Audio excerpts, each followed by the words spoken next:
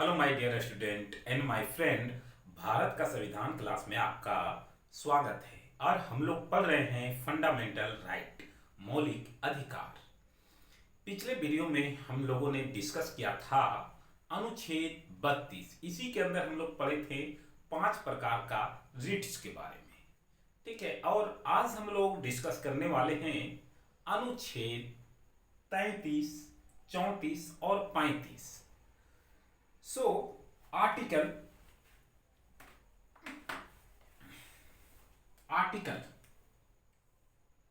33 यानी कि अनुच्छेद 33 क्या कहता है? मूल अधिकारों को सीमित। मूल अधिकार आपका है, मौलिक अधिकार है, लेकिन कुछ जगह इन लोगों को सीमित रखा गया है। जैसे सेना में क्या है कि मौलिक अधिकार एक आम जनता को जितना है उतना सेना को भी है, लेकिन सेना के कुछ मौलिक अधिकार को सीमित भी रखा गया है। उन्हें अपने सीनियर की बातों को मानना होगा। उसमें अगर हम बोल दें, कोई सीनियर बोल दे कि रात को ड्यूटी में आज आपको जाना है, तो वहां पे आप मना नहीं कर सकते। या कहीं दंगा फसाद हो गया तो आपको ये भेज रहा है, तो आप कहिए कि नहीं, हमें आज़ादी, हम वहाँ नहीं जा सकते हैं, मुझे भी तो अपने मौलिक अधिकार है हमें जीने का। तो कहने मतलब ऐसा नहीं है।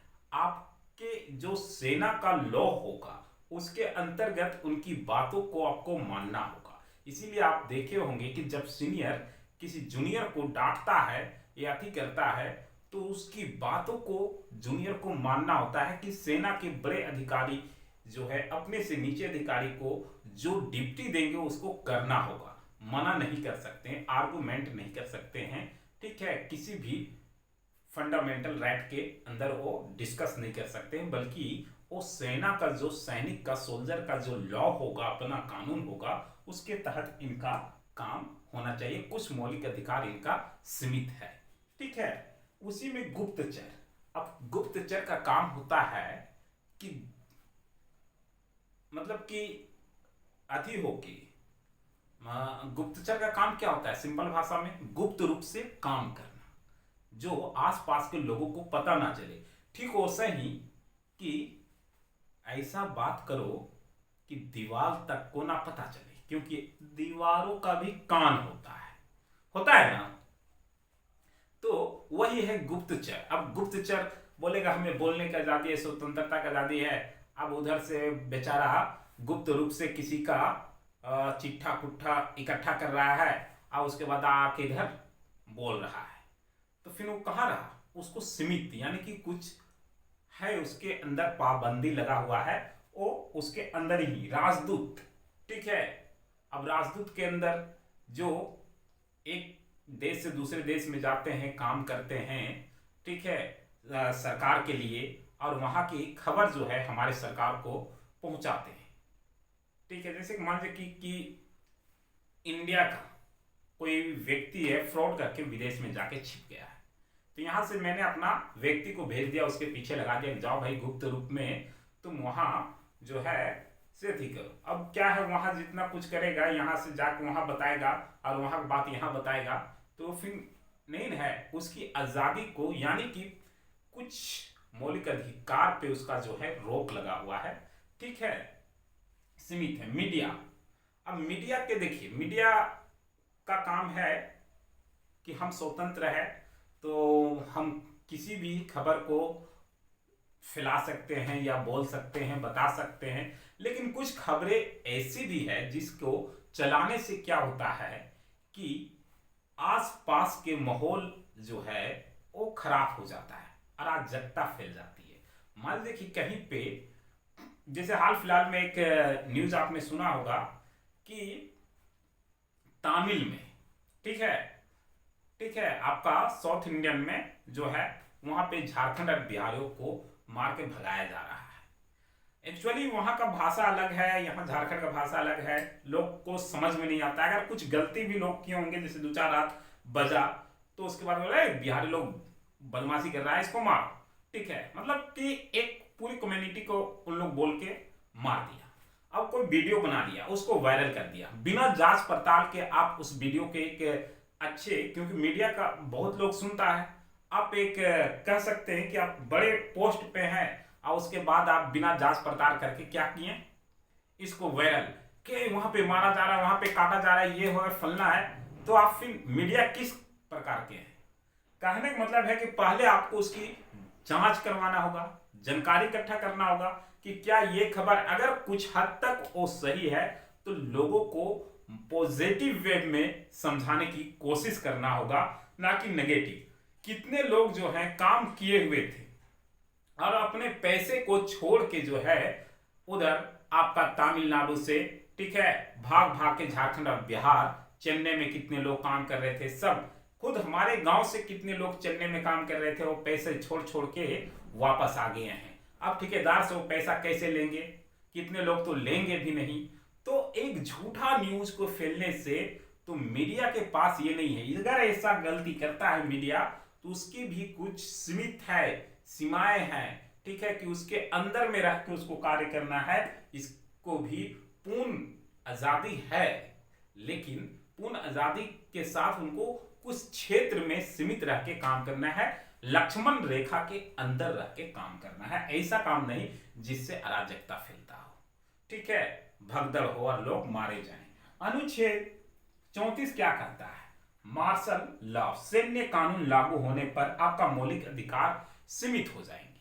मान लीजिए यहां पे आपने देखा था सैन्य बल, आपका कोरोना काल में जो है यहां पे पूरा सैनिक शासन था, ठीक है, चारों तरफ पुलिस लगा दिए गए थे कि कोई भी व्यक्ति जैसे ही घर से निकलता था अरे डंडा पे डंडा, ठीक है।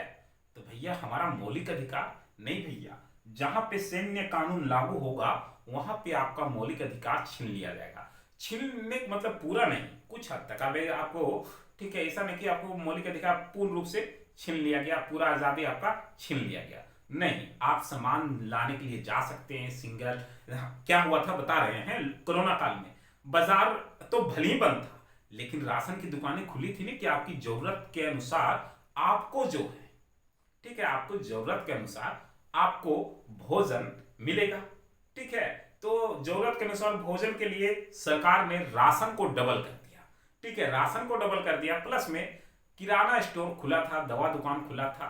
तो कहने का मतलब है कि जब सैन्य बल, मार्शल लॉ जब लागू किया जाएगा तो आपके मौलिक अधिकार को छीना नहीं जाएगा, सीमित कर दिया जाएगा कुछ हद तक। जैसे कि आपने देखा होगा चुनाव उनाव जब होता है उस समय भी आपके कुछ हद तक मौलिक अधिकार को सीमित किया जाता है, छीना नहीं जाता, याद रखिएगा। अनुच्छेद 35 क्या कहता है कि संसद जो है आपके मौलिक अधिकार में चेंजेस ला सकती है, ठीक है। यह अधिकार संसद को दिया है कि मौलिक अधिकार के रूप में जो है आप क्या कर सकते हैं कि चेंजेस ला सकते हैं। लेकिन किस टाइप का चेंजेस ला सकते हैं? क्या कि जितने आपके मौलिक अधिकार है उसको हटा के ला सकते हैं? बिल्कुल नहीं, हटा के नहीं ला सकते, बल्कि उससे बेटर अगर कोई और अच्छा लग रहा है मौलिक अधिकार तो उसमें जोड़ सकते हैं, हटा नहीं सकते हैं, ठीक है। पॉजिटिव वे में आप मौलिक अधिकार में विकास ला सकते हैं, बल्कि ये हटा नहीं सकते हैं। जैसे इसी के अंदर एक मौलिक अधिकार जोड़ा गया था, आप जानते थे कि बहुत जगह, हालांकि मौलिक अधिकार के अंदर ये चीज बोला गया है साफ साफ कि चाहे वो बॉयज हो या गर्ल्स हो, सबको बराबर अधिकार है। लेकिन महिलाओं को जो है मंदिरों में बहुत सारे ऐसे मंदिर थे भारत में जहां पे महिलाओं को जाना जो है प्रवेश निषेध था, रोक था उनके जाने पर। तो ऐसे में कानून देखा तो आपको बता दें 1 अप्रैल 2016 को बॉम्बे उच्च न्यायालय ने इसको खत्म कर दिया, खारिज कर दिया। 1 अप्रैल 2016 को बॉम्बे उच्च न्यायालय ने यह घोषणा कर दी कि चाहे कोई भी मंदिर हो, वहां पे पुरुष अगर जाता है तो महिला भी जा सकती है, उनके ऊपर किसी भी प्रकार का रोक या निषेध जो है वो गलत है। अगर कोई रोकता है तो उस पर कानूनी कार्रवाई किया जाएगा। ये आपका 1 अप्रैल 2016 को न्यायालय ने महिलाओं को प्रवेश वैध ठहराया, यानी कि 1 अप्रैल 2016 को ठीक है, महिलाएं अब किसी भी प्रकार के मंदिर में प्रवेश कर सकती हैं। बोला कि ये सही है, उनका मौलिक अधिकार है। पहले भी हमने बताया था कि अगर आपकी मौलिक अधिकार को कोई हनन करता है तो सीधे उसमें हाई कोर्ट कूद पड़ेगा, बोलेगा उसका मौलिक अधिकार, क्योंकि आपका मौलिक अधिकार का रक्षा हाई कोर्ट करता है, उच्च न्यायालय करता है, न्यायालय करता है, तो आपका मौलिक अधिकार नहीं छीना जाएगा। अब जैसे कि एक चीज और आपको बता दें कि आवास, आवास मतलब होम, रहने के लिए, आप ये जो है वो मौलिक अधिकार में नहीं है, घर मौलिक अधिकार में नहीं है, वो फंडामेंटल राइट नहीं है। लेकिन सुप्रीम कोर्ट बोलता है, ठीक है, हाई कोर्ट उच्च न्यायालय बोलता है कि मैं आपके आवास, ठीक है, मैं यानी कि मैं कहता हूं कि आवास भी आपको उतना ही जरूरी है, वो भी आपका मौलिक अधिकार के अंतर्गत है। भले ही वो मौलिक अधिकार में दर्शाया नहीं गया है, लिखा नहीं गया है, लेकिन मैं डायरेक्ट आपको वो अधिकार देता हूं कि प्रत्येक व्यक्ति को कम से कम सर को ढकने के लिए छत चाहिए, उन्हें छत होना चाहिए। ऐसा नहीं बेचारा जो है, कहते हैं ना, ये सारे जमाना जो है, ये पूरी दुनिया मेरी आशियाना है, ये पूरी दुनिया मेरी आशियाना है, फिर भी रहने के लिए छत ढूंढ रहे हैं। तो इसीलिए सुप्रीम कोर्ट बोलता है कि आप फिक्र मत करो, आपको जो है रहने के लिए छत का भी व्यवस्था कराया जाएगा। इसीलिए बहुत सारे सरकार के द्वारा जो है इंदिरावास, ठीक है, जो घर बनाने के लिए इंदिरावास पास होता है और सरकार आपको देती है कि आप घर बनाइए।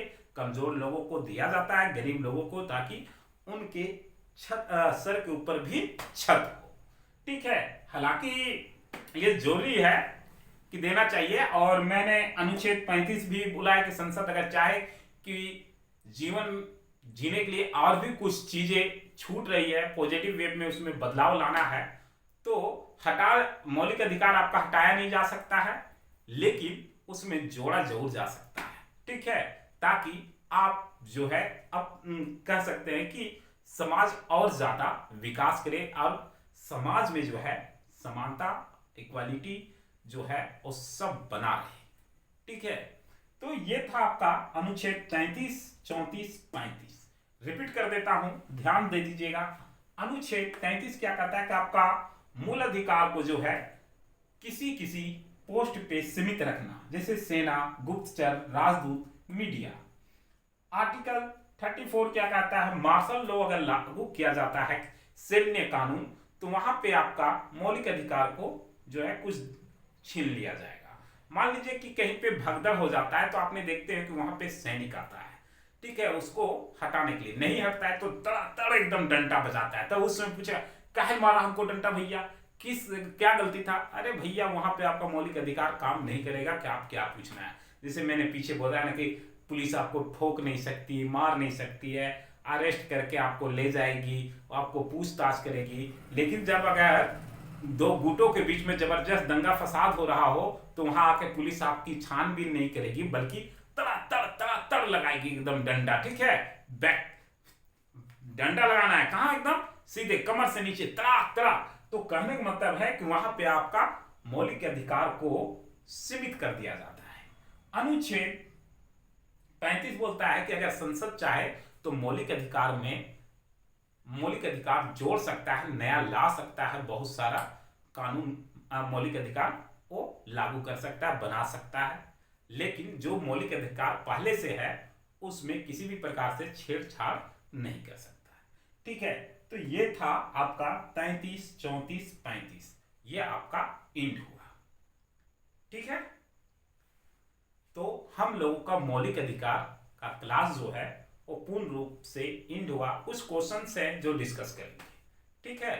तो फिलहाल के लिए इजाजत दीजिए, मिलते हैं नेक्स्ट क्लास में नेक्स्ट वीडियो के साथ। जय हिंद, जय भारत।